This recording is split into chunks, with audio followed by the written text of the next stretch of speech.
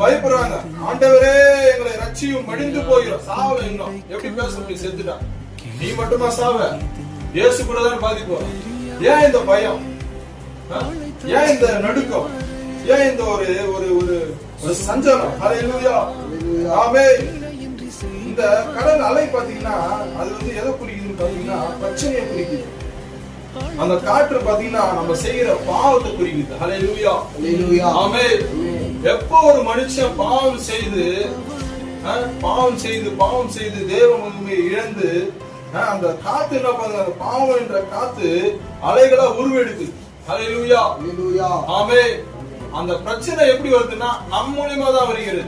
ஹல்லேலூயா, ஹல்லேலூயா. அந்த பிரச்சனை சும்மா தானா எழுப்பி வராது, திடீர்னு எழுப்பி வராது. நாம் செய்கிற பாவத்தின் நிமித்தமாய், அக்கிரமத்தின் நிமித்தமாய் தான் அந்த அலை பெரிய நம்ம விழுங்குற மாதிரி நம்ம